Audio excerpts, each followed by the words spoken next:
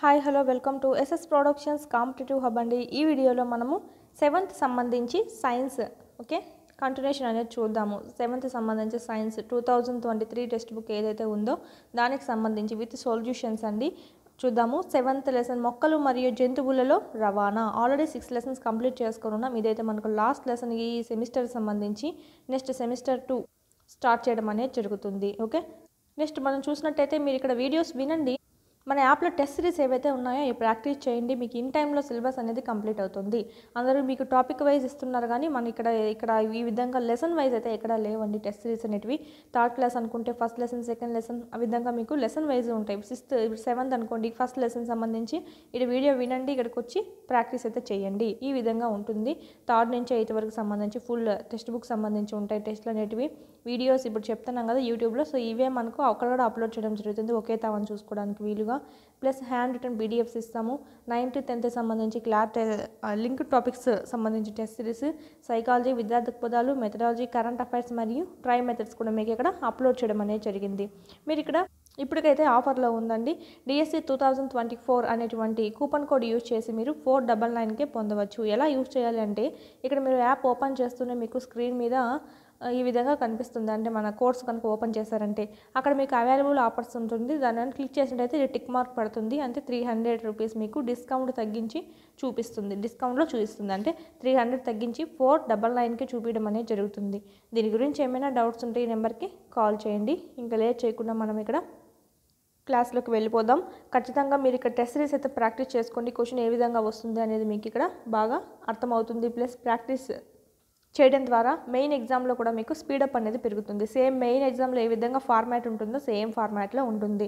Next చూసినట్టయితే గుండె మరియు రక్తం నాళాలను ఎప్పుడైనా గమనించినట్టయితే అవి మనకు రవాణా చేస్తూ ఉంటాయండి. ఏంటివంటే రక్తాన్ని. ఓకే, ఇవి రక్తాన్ని రవాణా చేయడం అనేది జరుగుతుంది. ఇది మనకు ఈ రెండింటికి కలిసి ఏమంటామంటే మనం గుండెను మరియు రక్తనాళాలని కలిసి ప్రసరణ వ్యవస్థను ప్రసరణ వ్యవస్థ అని చెప్పి అనడం అయితే జరుగుతుంది. దీన్నే మనము ఇంగ్లీష్లో సర్క్యులేటరీ సిస్టమ్ అని అంటామండి. సర్క్యులేటరీ సిస్టమ్, ప్రసరణ వ్యవస్థ. రక్తం గురించి చూద్దాం. ఇక్కడ రక్త ప్రసరణ వ్యవస్థనే మేము మోస్ట్ కాబట్టి ఇక్కడ రక్తం గురించి చూసినట్టయితే రక్తం అనేది రక్తనాళాల్లో ప్రవహించేటువంటి ద్రవం అండి. ఇది జీర్ణమైన ఆహారం వంటి పదార్థాలను ఏం చేస్తుందంటే చిన్నపేగు నుంచి గ్రహించుకొని శరీరంలోని ఇతర భాగాలన్నిటికీ రవాణా చేయడం జరుగుతుంది. మనకు జీర్ణం అనేది ఫుల్గా ఎక్కడ అవుతుంది? చిన్న పేగులోనే మనకు కంప్లీట్ అయిపోవడం అనేది జరుగుతుంది. దీని నుంచి గ్రహించేసి మనకు శరీరంలో ఉన్నటువంటి అన్ని భాగాలకు పంపిస్తుందండి. అక్కడ గ్రహించినటివి ఊపిరితిత్తుల నుంచి శరీర కణాలకు ఆక్సిజన్ను తీసుకువెళ్తుంది రక్తం అనేది.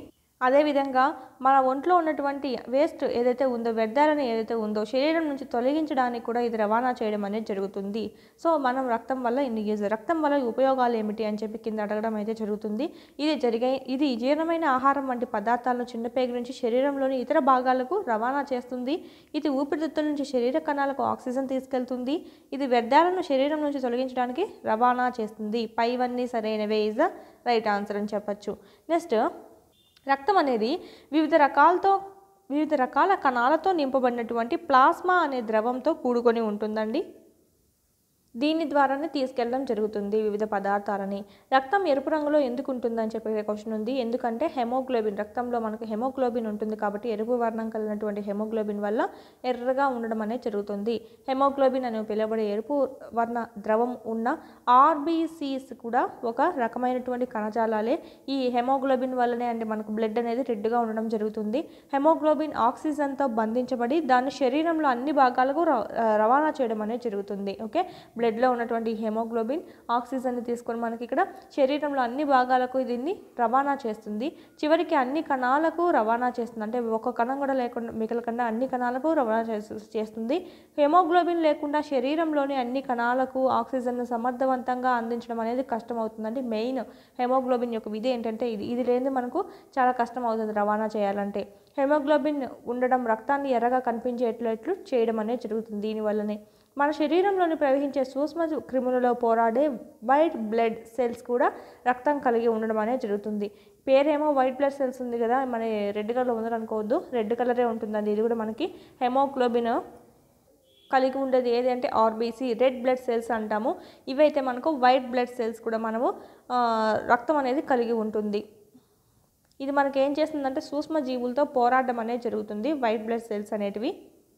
మనం ఇంకెప్పుడైనా గమనించినట్టయితే ఆడుకుంటూ కింద పడినామంటే గాయం అనేది అవుతుంది. గాయం వల్ల రక్తం రావడం జరుగుతుంది. ఈ రక్తము ఫ్లో అలాగే ఉంటుంది. కొద్దిసేపటికి ఏమవుతుందంటే గడ్డ కట్టడం కూడా జరుగుతుంది. ఫ్లో అలాగే వెళ్లకుండా ఈ గడ్డ కట్టడం అనేది జరుగుతుంది కదా. దేనివల్ల జరుగుతుంది అంటే రక్తంలో రక్త ఫలికలు అనేటువంటి ఈ కణాల వల్ల రక్తం అనేది గడ్డ కట్టడం అనేది జరుగుతుందండి. రక్తం గడ్డ కట్టడానికి యూజ్ అయ్యేటువంటి విటమిన్ ఏంటి మనకు? Vitamin K. Okay, vitamin K మనకు రక్తం గడ్డ కట్టడానికి యూజ్ అవుతుంది. ఇక్కడ మనకు ఈ రక్త ఫలికలు బ్లడ్ ప్లేట్లెట్స్ అంటాము. వీటి వల్లనే రక్తం గడ్డ కట్టడం అనేది జరుగుతూ ఉంది. ఓకే, తద్వారా ఏమవుతుంది? రక్తం అంతా ఫ్లో అనేది బయటికి రాకుండా రక్తం ఆగిపోతుంది బయటికి ఫ్లో అవ్వడము. సో మనకి ఇక్కడ ప్రాణాలు కాపాడుకోవచ్చు. కొంతమందిలో రక్తం ఈ బ్లడ్ ప్లేట్లెట్స్ ఉండవు. దానివల్ల ఏమవుతుందంటే రక్తం అనేది వెళ్ళిపోతూనే ఉంటుంది. తద్వారా బాడీలో ఉన్నటువంటి రక్తం అంతా వెళ్ళిపోయి ప్రాణాలు కూడా పోతాయండి. నెక్స్ట్ రక్తనాళాలు. రక్త ఫలికలు అంటే బ్లడ్ ప్లేట్లెట్స్, రక్తనాళాలు అంటే బ్లడ్ వెజల్స్ అండి. ఓకే, రక్తనాళాలు అంటాం. ఇలా మనకు పైప్స్ మాదిరి చిన్న పైప్స్ మాదిరిగా ఉండడం జరుగుతుంది. శరీరంలో వివిధ రకాల రక్తనాళాలు అనేవి ఉంటాయండి. ఒకటేగా చాలా రకాలు ఉన్నాయి. అంటే మనకి మెయిన్గా చూసుకున్నట్టయితే చెప్తాను. ఉచ్ఛ్వాస సమయంలో తాజా ఆక్సిజన్ సరఫరా ఊపిరితిత్తులకు చేరి నింపడం జరుగుతుంది. తద్వారా ఏమవుతుంది? మిగిలిన భాగాలకు కూడా ఆక్సిజన్ అనేది రవాణా చేయడం అనేది జరుగుతుంది. అంటే ఏంటి? మనకి ఇక్కడ శరీరంలో వివిధ రకాల రక్తనాళాలు ఉన్నాయండి. దాంట్లో మనం భాగంగా చూసుకుంటే ఉచ్ఛ్వాస మనం అంటే గాలి పీల్చుకున్నప్పుడు పైకి ఆక్సిజన్తో కలిసినటువంటిది పీల్చుకుంటాం కదా, అది ఏం చేస్తుందంటే ఊపిరితిత్తులకి వెళ్ళిపోవడం అనేది జరుగుతుంది. ఈ ఊపిరితిత్తుల్లో నుంచి మనకు ఆక్సిజన్ ఏమవుతుందంటే ఫిల్టరైజేషన్ అయ్యి మనకి ఇక్కడ శరీర భాగాలకు తరలించడం అనేది జరుగుతుంది. కార్బన్ డైఆక్సైడ్ని మళ్ళీ బయటకు వదిలేయడం జరుగుతుంది. అలాగే రక్తం కణాల నుంచి వ్యర్థ పదార్థాలతో పాటు కార్బన్ డైఆక్సైడ్ని కూడా గ్రహిస్తుంది. ఈ రక్తం ఏం చేస్తుంది? కణాల నుంచి వేస్ట్ పదార్థాలు ఏవైతే ఉన్నాయో దాన్ని మరియు కార్బన్ డైఆక్సైడ్ని కూడా గ్రహించడం అనేది జరుగుతుంది. ఇప్పుడు ఈ వ్యర్థం పదార్థం ఏదైతే ఉందో కార్బన్ డైఆక్సైడ్, దీన్ని బయటకు తొలగించాలి కదా. అందుకని ఏం చేస్తుందంటే కార్బన్ డైఆక్సైడ్ని తొలగించడానికి ఊపిరితిత్తులకు రవాణా చేయడానికి ఈ రక్తం ఏం చేస్తుంది? గుండెకి వెళ్ళడం అనేది జరుగుతుందండి. హార్ట్కి వెళ్తుంది. ఈ హార్ట్కి వెళ్ళేసి దీని ద్వారా మళ్ళీ మనకి బయటికి రావడం అనేది జరుగుతుంది, ఊపిరితిత్తుల్లోకి వెళ్ళిపోయి. ఓకే, ఈ విధంగా మనకు ఈ రక్తంలో కణాల నుండి వచ్చిన వ్యర్థ పదార్థాలు ప్లస్ ఈ కార్బన్ డైఆక్సైడ్ ఏదైతే ఉందో దీన్ని మనకు ఊపిరితిత్తుల నుంచి గుండెకి పంపించడము, గుండె నుంచి ఊపిరితిత్తులకు పంపించి మన దాన్ని బయటికి వదిలేపించడం అనేది జరుగుతుంది. ఈ విధంగా రక్తం అనేది యూజ్ అవుతుందండి. అంటే మనలోని వ్యర్థాలను బయటికి తొలగించడానికి కూడా యూజ్ అవ్వడం అనేది జరుగుతుంది. మన శరీరంలో 2 రకాల రక్తనాళాలు అనేటివి ఉన్నాయి. శరీరంలో ధమనులు, సిరలు అంటాము. ఈ 2 రకాల రక్తనాళాలు అనేటివి ఉన్నాయండి. Arteries, veins. ఆర్టరీస్ అంటే ధమనులు, వెయిన్స్ అంటే మనకి ఇక్కడ సిరలు. ఓకే, మనకు తెలుస్తూనే ఉంటుంది. మనకి ఇక్కడ హార్ట్ ఉంది కదండి, హార్ట్. ఓకే, హార్ట్ అనుకుంటే దీని నుంచి బయలుదేరేటువంటిది ధమనులు ఎప్పుడు పెద్దగా ఉంటాయండి. ఓకే, ఎందుకంటే మనకి ఇక్కడ బ్లడ్ ఫ్లో అనేది స్పీడ్గా వెళ్తూ ఉంటుంది. ఇక్కడ చాలా పెద్దగా ఉంటుంది. మంచి రక్తమే ప్రవహిస్తూ ఉంటుంది. మంచి రక్తం అంటే ఏంటంటే ఆక్సిజన్తో కూడినటువంటి రక్తము అని చెప్పుకోవచ్చు. ధమనులు ఎప్పుడు ఆక్సిజన్తో కూడిన రక్తాన్ని గుండె నుంచి శరీరంలోనికి తీసుకెళ్ళడం అనేది జరుగుతుంది. హార్ట్ కార్డ్ ధమనితో స్టార్ట్ అయ్యి చిన్నగా ఏమవుతుంది? లాస్ట్కి మనకు శరీర భాగాల కాడికి వచ్చేలోపు ఈ విధంగా విడిపోవడం జరుగుతుందండి. ఇవి మనకు ఈ రక్తనాళాల ద్వారా మనకు ఇవి ఏంటివంటే సిరలు. ఓకే, సిరలు. ఈ ధమనులు అనేటివి లాస్ట్గా సిరలుగా మన శరీర భాగాలకు బ్లడ్ అనేది అందించడం జరుగుతుంది. ఇది మనకు సంబంధించి. ఓకే, గుండె నుంచి బ్లడ్ని ఎలా బయటికి పంపు చేస్తుంది అంటే ధమనులు. ఇక్కడ రక్త ప్రవాహం ఏ విధంగా ఉంటుందంటే చాలా వేగంగా ఉంటుందండి. అధిక ఒత్తిడితో కూడుకున్నట్టుగా ఉంటుంది. అంటే చాలా ప్రెజర్ ఎక్కువగా ఉండడం అనేది జరుగుతుంది. అందుకనే అవి ఏం కలిగి ఉంటాయంటే ధమనులు అనేటివి చాలా మందపాటి గోడలు కలిగి ఉంటాయండి. మందపాటి స్థితిస్థాపక గోడలు కలిగి ఉండడం అనేది జరుగుతుంది. ఎందుకంటే అంత వేగంగా అంత ప్రెజర్గా వస్తుంది కాబట్టి. ఇక్కడ మనం చూసుకున్నట్టయితే మన ఎడమ చేతి మణికట్టు ఉంది కదా, దాని మీద కనుక కొద్దిసేపు మన చూపుడు వేలు కానీ రెండు చూపుడు వేలు దాని పక్క వేలు కానీ అలా పట్టుకున్నామంటే కనుక చిన్న స్పందన ఏదో కొట్టుకోవడం అన్నట్టుగా వినిపించడం జరుగుతుంది. దాన్ని ఏమంటామంటే నాడీ స్పందన అంటాం. ఇంగ్లీష్లో మనం చూసినట్టయితే పల్స్ రేట్. ఇది ధమనుల్లో ప్రవహించే రక్తం కారణంగానే మనకు జరుగుతుందండి. 1 నిమిషానికి నాడీ స్పందన సంఖ్యను లెక్కించండి. అంటే 1 మినిట్లో ఎన్నిసార్లు మనకు కొట్టుకుంటూ ఉందో మనకు గమనించినట్టయితే అదే మన యొక్క పల్స్ రేట్ అని చెప్పచ్చు. ఇది ఇక్కడ మనము దేన్ని పట్టుకొని మనం ఇక్కడ చేస్తున్నామంటే మన చేతికి చిక్కుతుంది కదా, అది మనకు ఇట్లా ప్రెస్ చేసుకొని అది ధమని అండి. మనకు ధమనుల్లో ప్రవహించే రక్తం కారణంగా ఇది జరగడం అనేది జరుగుతుంది. నిమిషానికి నాడీ స్పందనల సంఖ్యను నాడీ స్పందన రేటు అని చెప్పి అనడం అయితే జరుగుతుంది. విశ్రాంతిలో ఉన్న వ్యక్తి సాధారణంగా నిమిషానికి 72 to 80 మధ్య నాడీ స్పందనలు కలిగి ఉంటాడు. పల్స్ రేట్ అనేది జస్ట్ రెస్ట్గా కూర్చొని ఉంటారు కదా, ఏ శ్రమ చేయకుండా. అంటే మనకి ఇక్కడ మళ్ళీ ఇప్పుడు మా ముందు లెసన్లో చెప్పినట్టుగానే ఎక్కువగా పరిగెత్తడము, ఎక్కువసేపు అదే స్పీడ్గా నడవడము ఇటు చేసినప్పుడు మళ్ళీ మన శ్వాస అనేది మనం స్పీడ్గా పీల్చుకుంటూ ఉంటాం కదా, అప్పుడు వేరేగా ఉంటుంది మళ్ళీ రేట్ అనేది, నాడీ రేటు. ఓకే, ఇక్కడ మనకు విశ్రాంతిగా ఉన్నప్పుడు మనం కొలుచుకున్నట్టయితే ఎలా ఉంటుందంటే సగటుగా మనకి 72 నుంచి 80 మధ్యలో నాడీ స్పందన అనేది ప్రతి మనిషి ఎవరైనా సరే కలిగి ఉంటారు. ఈ విధంగా మనకి ఇక్కడ టెస్టింగ్ అనేది చేసుకోవచ్చు. ఓకే, నెక్స్ట్ సిరలు అండి. నెక్స్ట్ చూసినట్టయితే వీన్స్, సిరలు అంటే శరీరంలోని అన్ని భాగాల నుండి, అంటే శరీరంలో ఉన్నటువంటి అన్ని భాగాల నుండి హృదయానికి, ఓకే, హృదయానికి కార్బన్ డైఆక్సైడ్ని అధికంగా ఉండే రక్తాన్ని తీసుకెళ్తూ ఉంటుంది. ఓకే, మనము ధమనులు ఏం చెప్పాము, ఆక్సిజన్తో కూడినటువంటి రక్తం అనేది ఉంటుంది అంటే మంచి రక్తము. సిరలు కార్బన్ డైఆక్సైడ్తో కూడినటువంటి రక్తాన్ని ఏమైతే ఉందో దాన్ని మనకు హృదయానికి చేరుస్తుంది, అంటే ఫిల్టరేషన్ చేయడానికి. అక్కడి నుంచి మనం ఇక్కడ చూసినట్టయితే సిరలు అనేటివి చెడు రక్తాన్ని కలిగి ఉంటాయని చెప్పచ్చు. సిరలు సన్నని గోడలు కలిగి ఉంటాయండి. రక్తాన్ని గుండె వైపుకు మాత్రమే ప్రవహించేలా చేసేందుకు సిరల్లో కవాటాలు అనేటివి ఉండడం జరుగుతుంది. అవి యూజ్ చేసుకొని అంటే మనకి ఇక్కడ గుండె వైపుకు వెళ్ళేటట్టు చేయడం అనేది జరుగుతుంది. ఇది మనకు చూడండి ఊపిరితిత్తులు అండి, ఊపిరితిత్తులు, గుండె, ఇది మనకు రక్తకేశ నాళికలు. ఇక్కడ నుంచి చూసినట్టయితే దమనిలో ఎప్పుడు ఏముంటుంది, ఆక్సిజన్తో కూడినటువంటి బ్లడ్ అనేది ఉంటుంది. ఇక్కడ నుంచి మనకు ఊపిరితిత్తులకు పంపిస్తుంది. దీంట్లో మనకు పుప్పస సిర, ఇక్కడ నుంచి ఊపిరితిత్తుల్లో ఫిల్టర్ అయ్యేసి పుప్పస ధమని నుంచి మనకు సిర, అంటే ఇక్కడ నుంచి మళ్ళీ గుండెకి వెళ్తుందండి. ఓకే, గుండెకి వెళ్ళి గుండె నుంచి మళ్ళీ సిరల ద్వారా రావడం అనేది జరుగుతుంది. ఈ విధంగా మెయిన్ ఆర్డర్ అంటే ఇట్లా రావాలండి. ఓకే, ఇక్కడ మనకు చెడు రక్తం ఉంటుంది కదా, పీల్చుకున్న గాలి ఏమవుతుందంటే మనకి ఇక్కడ చెడు రక్తము, ఓకే, చెడు రక్తం గుండెకి వెళ్ళిపోతుంది ఫస్ట్. ఇది ఫిల్టర్ చేయాలని ఇది మనకు దీనికి పంపిస్తుంది. ఇక్కడ మనకు ఇంత తీసుకొని మళ్ళీ ఇది మనకు మంచి రక్తాన్ని ఇక్కడికి పంపించడం జరుగుతుంది. ఈ మంచి రక్తం మళ్ళీ గుండె నుంచి మళ్ళీ ఇదిగా శరీర భాగాలన్నింటికి చేరుతుంది.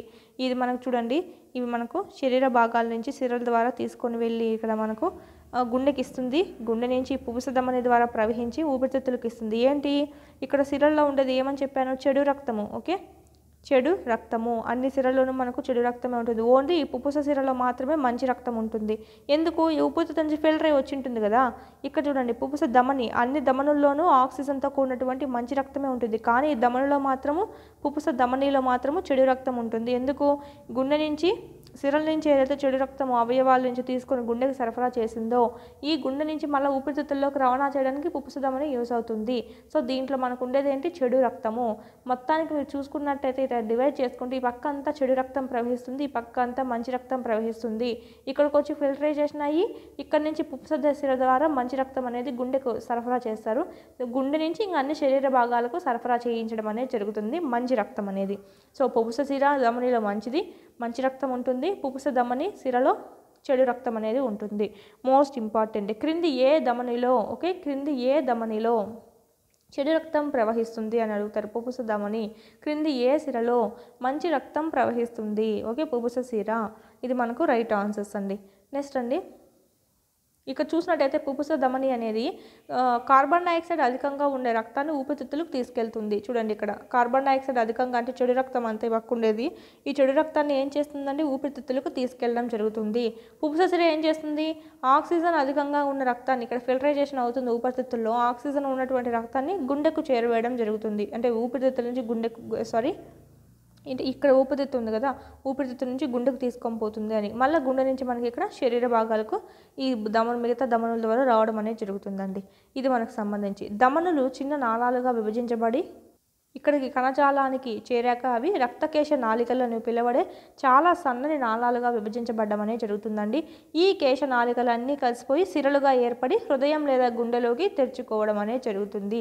ఈ కేశ నాళికలన్నీ కలిసి మళ్ళీ మనకు సిరలుగా ఏర్పడడం జరుగుతుంది. ఈ విధంగా ధమనులకు సిరలకి చాలా లింకప్ అనేది ఉంటుంది.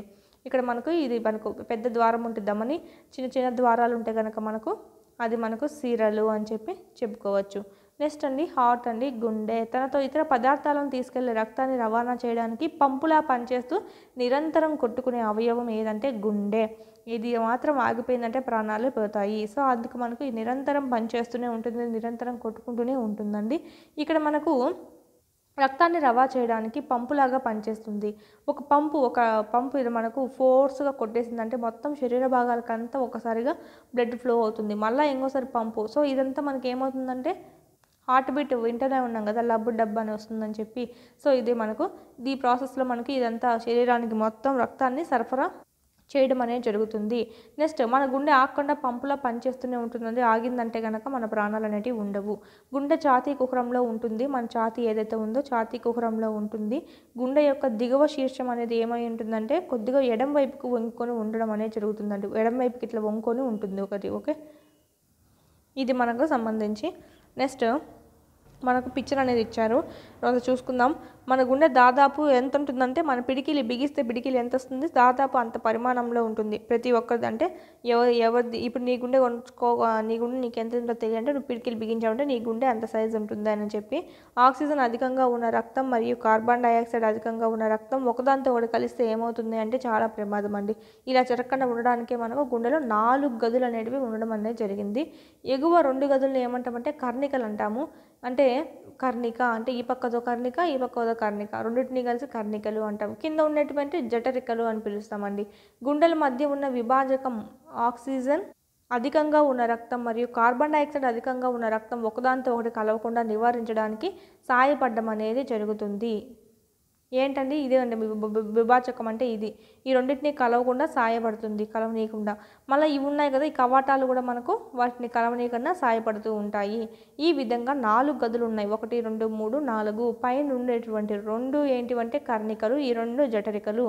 ఇక్కడ మనకి ఇదైతే కుడి కర్ణిక, ఇదైతే కుడి జఠరిక, ఇదైతే ఎడమ కర్ణిక, ఎడమ జఠరిక. నెక్స్ట్ ఇక్కడ చూడండి పుపుస సిరలు. సిరలు అంటే చెప్పాను కదా చిన్నగా మనకు ఉంటాయి. చూడండి ఇక్కడ ఇదేమో బాగా లావుగా ఉంది. ఓకే, ఈ చివరిలో వచ్చేటప్పుడు చిన్నగా అయిపోయింది అంటే ఇది దమని, ఇవి సిరలు అని చెప్పి. అదేవిధంగా ఇక్కడ చూడండి సిరలు, ఇవి సిరలే, ఇది ఒక దమని, ఇది సిరలే. గుండె నుంచి వెళ్ళేటంతా మనకు దమనులతోనే వెళ్తుంది చూడండి, తర్వాత సిరలుగా డివైడ్ అవుతుంది. ఓకే, ఇది మనకు పై పక్క చూసాం, కింది పక్క చూడండి ఇది కూడా దమని. ఓకే, ఇది కూడా పెద్ద దారి దమని. సో గుండె నుంచి ఇట్లా బయటికి వచ్చేటివన్నీ మనకు గుండె నుంచి శరీరానికి పంపించాలంటే దమనులు యూజ్ చేస్తాము. శరీరం నుంచి గుండెకి రావాలంటే బ్లడ్ అనేది సిరలు అనేటివి యూజ్ చేస్తూ ఉంటాము. అంటే మనకి ఇక్కడ ఈ సిరలు, ఇవి సిరలు కదా, ఈ సిరల నుంచి బ్లడ్ అనేది దీనికి వెళ్తూ ఉంటుంది, అంటే శరీర భాగాల నుంచి వెళ్తుంది. నెక్స్ట్ ఇక్కడ నుంచి బయటకు వచ్చేస్తుంది శరీర భాగాలకి.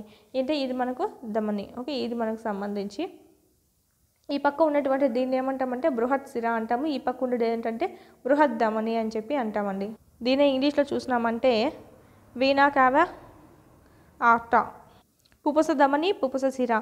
పల్మనరీ ఆర్టరీ, పల్మనరీ వీన్ అండి. Left atrium, left ventricle. మనకు ఎడమ కర్ణిక, ఎడమ జఠరిక. రైట్ ఆర్టమ్. ఓకే, రైట్ వెంట్రికల్ అంటే కుడి కర్ణిక, కుడి జఠరిక. ఒకటి విడదీస్తుంది విభాజకం అని చెప్పాను కదా, సో అదే మనకి ఇది. ఇక్కడ ఇచ్చారు చూడండి, గుండె ఏ వైపు ఆక్సిజన్ అధికంగా గల రక్తము, గుండె ఏ వైపు కార్బన్ డైఆక్సైడ్ అధికంగా గల రక్తము ప్రవహిస్తుంది.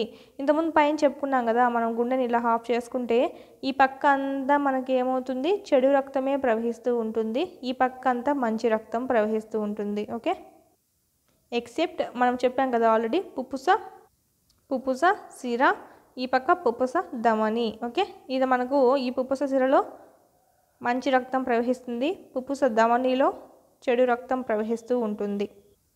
ఇక్కడ చూడండి, ప్రసరణ వ్యవస్థ యొక్క పనితీరు అర్థం చేసుకోవాలంటే గుండె యొక్క కుడివైపు నుంచి ప్రారంభించి బాణం గుర్తులు రక్త ప్రవాహం గుండె నుంచి ఊపిరితిత్తులు తిరిగి వెళ్ళేది గమనిస్తుంది అని చెప్తున్నారు, తెలుపుతుందని.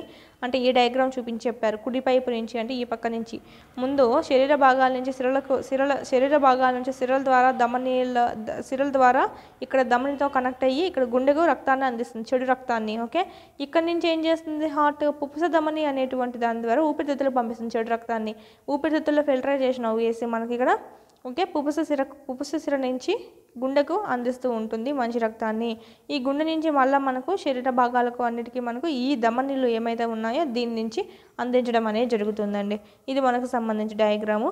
నెక్స్ట్ హృదయ స్పందన. Heart beat.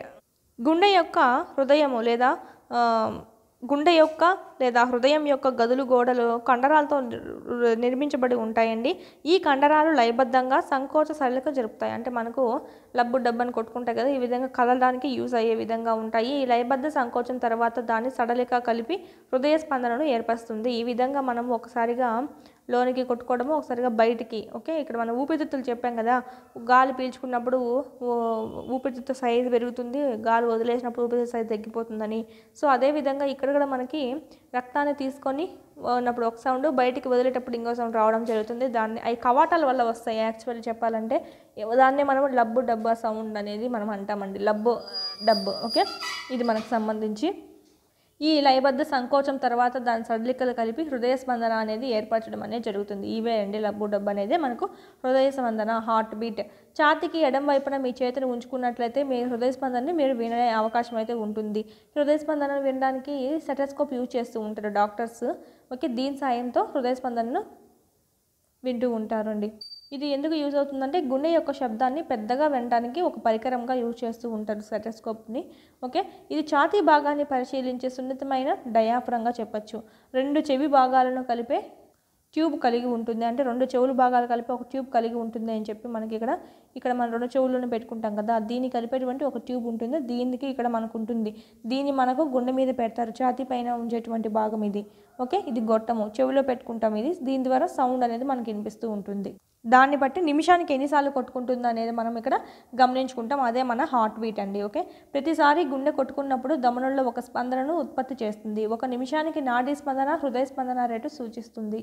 ప్రతిసారి గుండె మనకు కొట్టుకున్నప్పుడు ధమనుల్లో ఒక స్పందనను ఉత్పత్తి చేయడం అనేది జరుగుతుంది. చెప్పాను కదా లబ్బు డబ్బు అని చెప్పి. సో ఇది మనకు ఒక హార్ట్ బీట్ సౌండ్గా మనం చెప్పుకోవచ్చు, ఒక పల్స్ రేట్ అనిగా చెప్పుకోవచ్చు అండి. హృదయం లేదా గుండె యొక్క వివిధ గదులు లయబద్ధంగా కొట్టుకోవడం రక్త ప్రసరణను నిర్వహిస్తుందని చెప్పి ఇప్పుడు చూసుకున్నాము. మరి శరీరంలోని వివిధ భాగాలకు పదార్థాలను రవాణా కూడా చేయడం అనేది రక్తం చేస్తూ ఉంటుంది. అది ఎలాగో చూద్దాము. స్పంజికలు మరియు హైడ్రాలో కూడా రక్తం ఉంటుందా అని చూసినట్టయితే వాటిలో రక్తం అనేది ఉండదండి. స్పంజికలు మరియు హైడ్రా వంటి జీవుల్లో ఎలాంటి ప్రసరణ వ్యవస్థ ఉండదు. ఓకే, అవి నివసించే నీటి ద్వారానే ఆహారం మరియు ఆక్సిజన్ అనేది తీసుకుంటూ ఉంటుంది. అందుకే దానికి రక్తంతో అవసరం అనేది లేదు. ఓకే, దాంట్లో ఉండదు రక్త ప్రవాహం అనేది.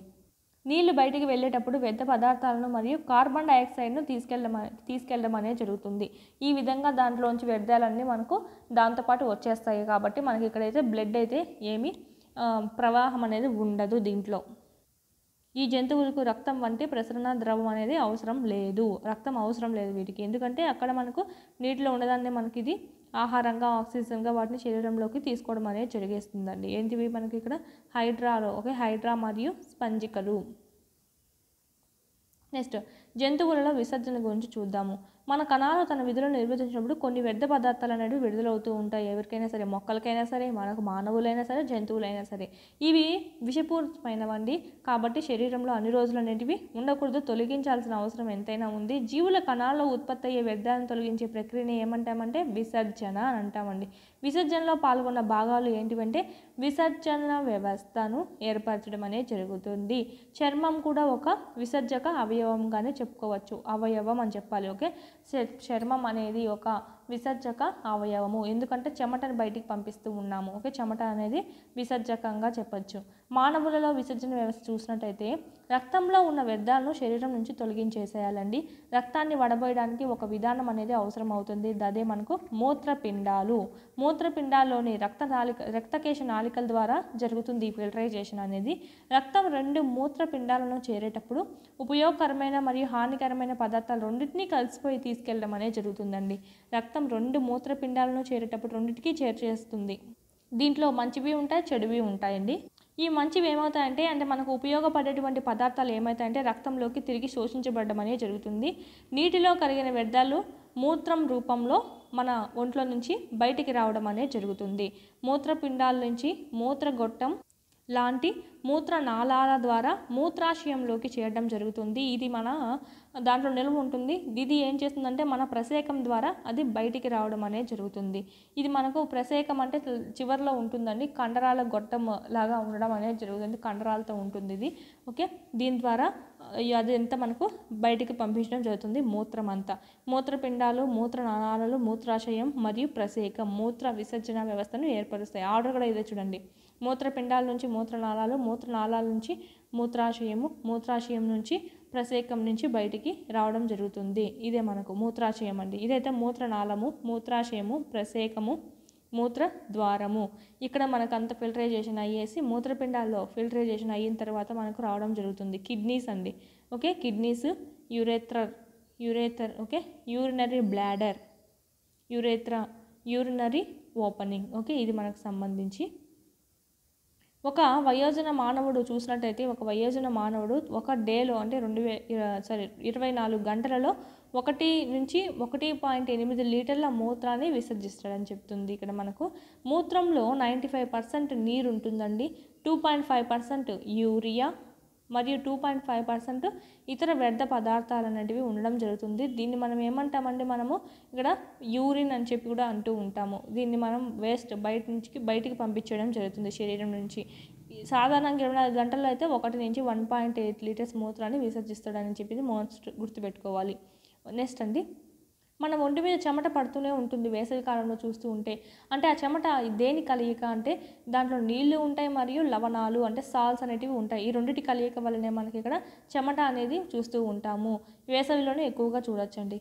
మట్టి కుండలు ఏమైతే ఉన్నాయో, మట్టి కుండల్లో నీళ్ళు అనేవి చాలా చల్లగా ఉంటాయి. ఎందుకని అంటే కుండ రక్తాల నుంచి ఏమవుతుందంటే నీరు ఆవిరైపోయి ఇది చల్లదనాన్ని మనకి ఇవ్వడం అనేది జరుగుతుందండి. అందుకే మనకు మట్టి కుండలో నీళ్ళు అనేటివి చాలా చల్లగా ఉంటాయి. అదే విధంగా మనకి చెమట పుట్టినప్పుడు కూడా మన శరీరంలోంచి ఇలా మనకు వెళ్ళిపోతుంది కదా చెమట ద్వారా. సో అప్పుడు కూడా మన శరీరం అనేది చల్లబడుతుంది.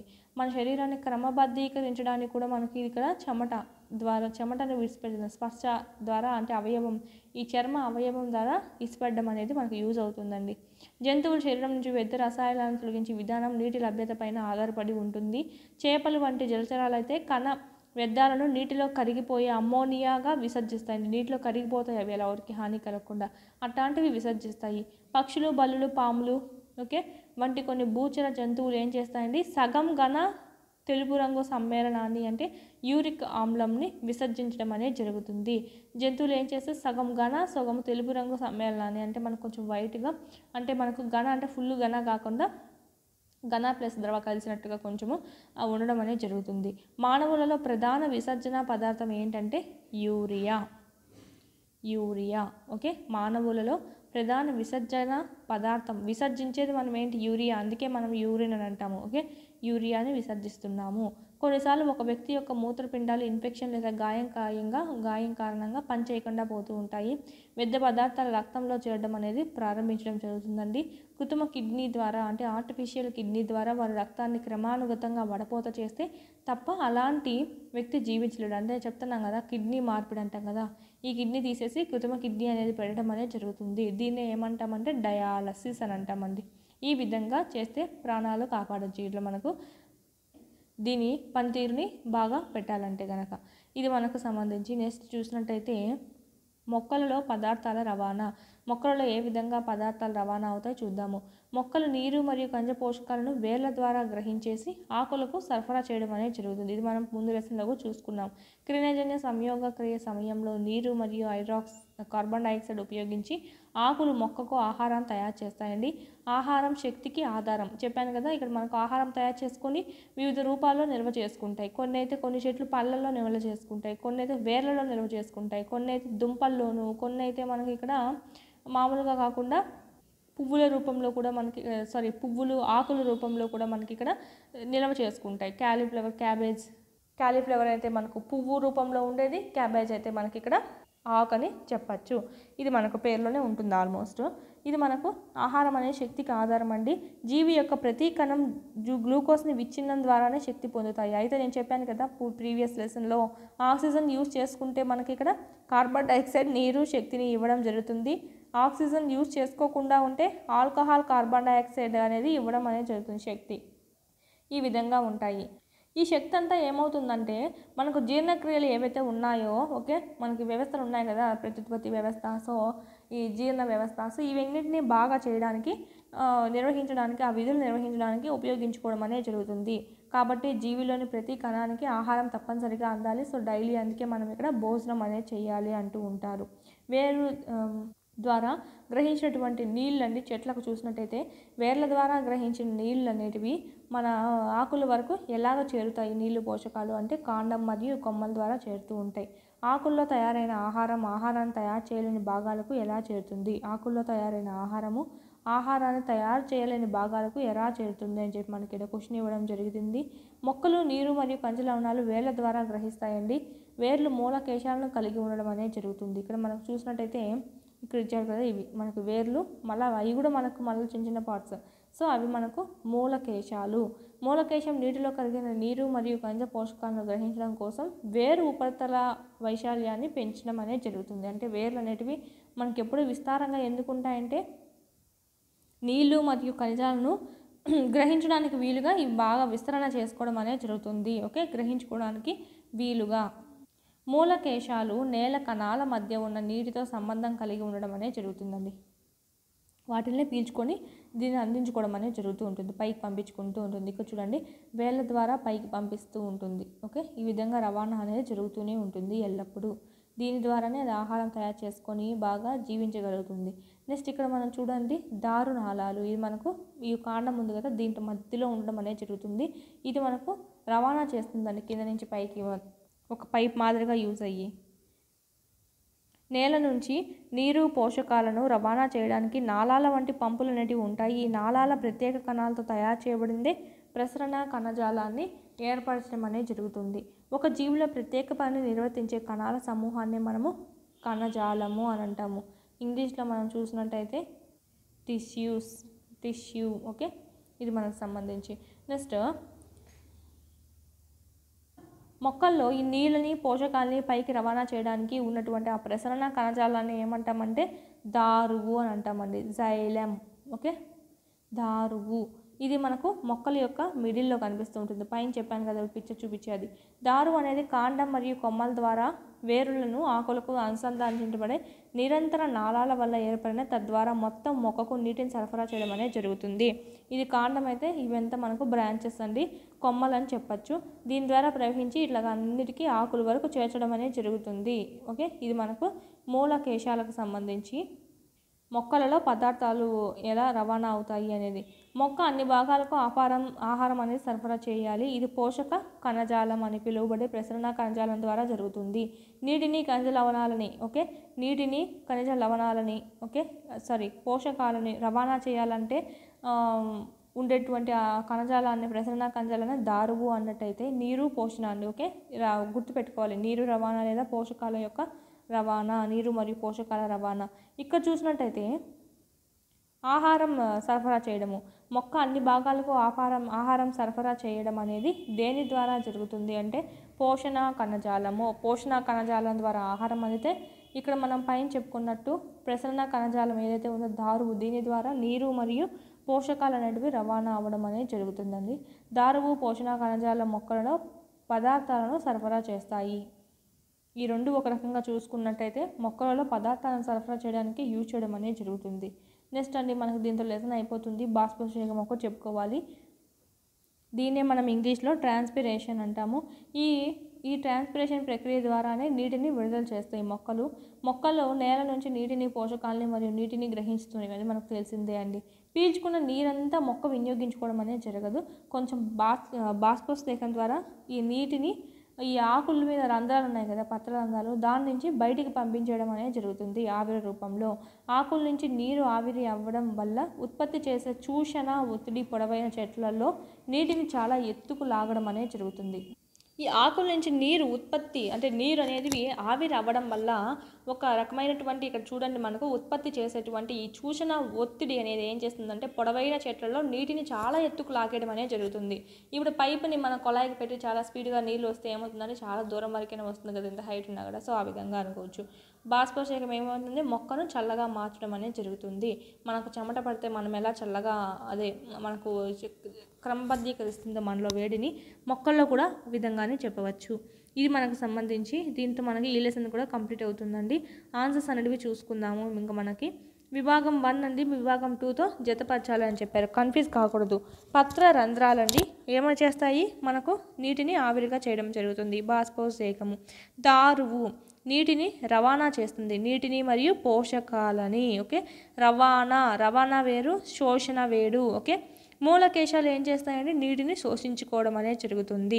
దారువైతే నీటిని రవాణా చేస్తుంది, పోషకాలని రవాణా చేస్తుంది. మూలకేశాలు నీటిని శోషించుకోవడం జరుగుతుంది. పోషణ కణజాలం పోషక దాంట్లోనే ఉంది పేరు, అంటే ఆహారాన్ని రవాణా చేసేది పోషక కణజాలము. నెక్స్ట్, హృదయము లేదా గుండె నుంచి రక్తం శరీరంలోని అన్ని భాగాలకు డాష్ చేత రవాణా చేయబడుతుంది. హృదయం లేదా గుండె నుంచి రక్తం శరీరంలోని అన్ని భాగాలకు దేని చేత రవాణా చేయబడుతుంది అంటే హృదయం నుంచి శరీరానికి అన్నారు. సో ధమనులు. అదే శరీర భాగాల నుంచి హృదయానికి అని అంటే సిరలు అని చెప్పి పెట్టిండు. హిమోగ్లోబిన్ డాష్లో ఉంటుంది. ఎక్కడ ఉంటుంది, ఆర్బీసీలో ఉంటుందండి, రెడ్ బ్లడ్ సెల్స్లో ఉంటుంది. ధమనులు మరియు సిరలు డాష్ నెట్వర్క్ ద్వారా కలుస్తాయి. మనము పైన ఎగ్జాంపుల్ డయాగ్రామ్ కూడా చూసుకున్నాం కదా, ఈ విధంగా కిందికి ఇలాగా ఉన్నాయి కదా, దేని ద్వారా కలుసుకుంటాయని చెప్తే ఇక్కడ మన కేశనాళికలు అని కూడా రాసాము. సో ధమనులు మరియు సిరలు కేశనాళికల నెట్వర్క్ ద్వారా కలుస్తాయి. ఇక్కడ మనం చూపిస్తాను డయాగ్రామ్ కూడా నేను.